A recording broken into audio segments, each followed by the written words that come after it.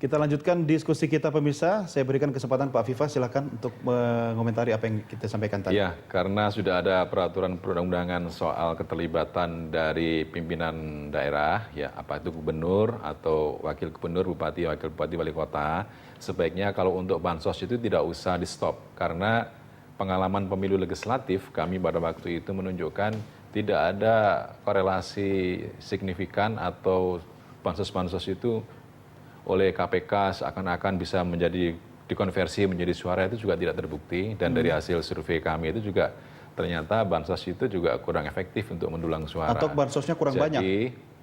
Banyak. Jadi kalau menurut saya janganlah kemudian menyetop terhadap fasilitas publik yang itu adalah merupakan kemauan dari masyarakat atau bantuan-bantuan itu kan dibutuhkan oleh masyarakat, jangan sampai di stop. Karena kecenderungan dari masyarakat itu kalau diberi bantuan yaitu memang dari tanggung jawab dari pimpinan, tanggung jawab dari negara kewajiban untuk itu, pemerintah. sudah kewajiban gitu. Tapi kalau untuk dikonversi menjadi suara itu, rakyat itu punya pikiran sendiri, dia punya pemahaman sendiri terhadap pilihan hati nuraninya. Ini menandakan bahwa Anda berdua punya sikap nggak dari partai politik terhadap masyarakat yang semakin kritis sekarang ini terkait dengan bansos-bansos tadi, mungkin tidak memberikan jaminan, atau malah menciptakan peluang untuk menciptakan strategi baru di luar bansos. Saya tidak tahu apa yang dibicarakan oleh partai politik. Ya, saya kira kalau saya agak berbeda. Ya, kami memandang bahwa dalam situasi yang rasanya kita belum juga meyakini bagaimana pengawasan terhadap penyalahgunaan kekuasaan, menurut saya memang harus dihentikan dalam konteks selama menjelang kampanye Pilpres. Ya kan? Jadi menurut saya itu harus dihentikan karena bukan apa-apa. Jangan kemudian kepala daerah menjadi baik ketika menjelang pemilihan. Tapi menjadi tidak peduli Bukannya biasanya begitu ketika masyarakat, ya kan, ketika masyarakat sedang ada bencana. Itu menurut saya. Tapi kan pos anggarannya memang ada. Ya oke, tapi jangan digunakan ini. Maksud saya kasih harus ada sebelumnya. Jadi dia memang mendasarkan kebijakan itu dikeluarkan bansos pada adanya kebutuhan, ada identifikasi yang tajam. Ya kan? Ini jangan-jangan kemudian bansos ini atas nama ya kan kebaikan hati, ya kan, musiman yang muncul menjelang pemilihan, kemudian ramai-ramai disampaikan kepada siapapun, bahkan orang yang nggak butuh pun, tidak membutuhkan pun bisa dapat gitu loh. Itu karena jumlah gubernurnya cuma 8 dibandingkan yang di sana ada 19 gitu. Menurut saya enggak lah. Ini sesuatu yang menurut saya juga mengajarkan kepada kita siapapun. Menurut saya kita harus mulai, ya kan, jangan pernah mau menjadi permisif terhadap hal seperti itu. Jadi kalau seperti itu kemudian orang yang permisif siapa nih? Publiknya? Kita dimulai dari partai. Kan partai yang mengusulkan calon kepala daerah. Partai lah. Jadi jangan kita didik. Ya kan, mereka adalah orang yang menjadi baik ketika ada maunya. Ya kan, menjadi tidak peduli ketika masyarakat yang butuh. Jadi itu menurut saya garis ininya. Kalau soal bansos itu kan sudah dianggarkan baik melalui APBN atau APBD. Tapi kan tergantung kepala daerah kan. Menjelang pemilu legislatif kemarin ada, kalau tidak salah ada surat dari KPK yang menyatakan untuk menghentikan sementara sampai pemilu legislatif selesai. Nah, pada waktu itu kan kami menyatakan bahwa tidak ada korelasi positif atau bisa dikonversi menjadi suara karena masyarakat itu dia cenderung punya pilihan sendiri, tidak tergantung kepada bansos itu diberikan kepada siapa. Apalagi masyarakat yang sedang membutuhkan, jangan ditunda-tunda lagi. Karena menurut kami itu tidak berbanding lurus dengan penambahan suara sebenarnya.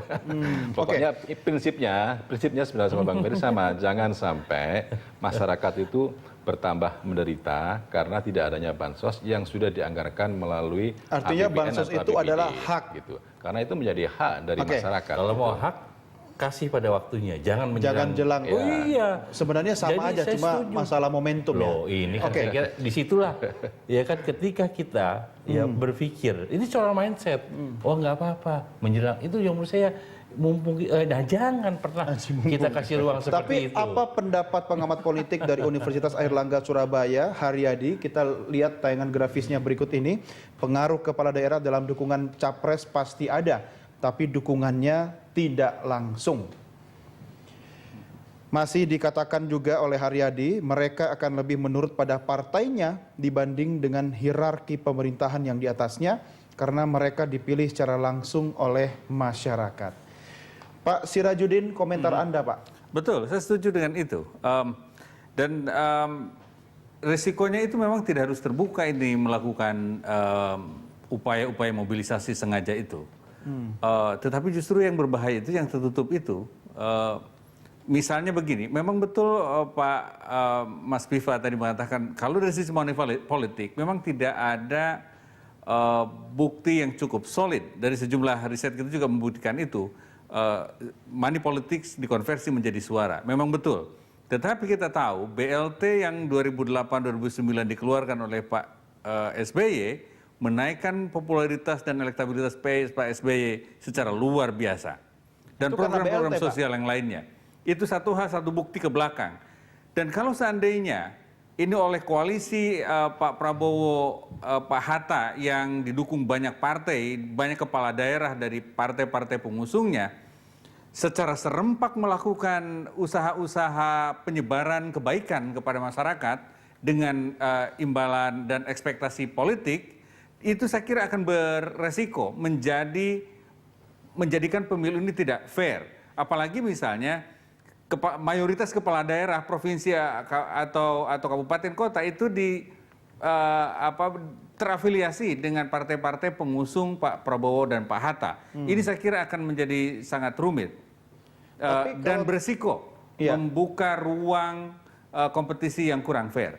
Tapi tadi kan Anda juga mengatakan Pak Sirajudin bahwa sebenarnya tidak ada jaminan ketika apalah misalnya BLT atau bansos itu diterima oleh publik. Yang jaminan itu gini Mas, kalau money politics di hari akhir itu Mas, misalnya di amplop di serangan fajar itu memang nggak banyak pengaruhnya.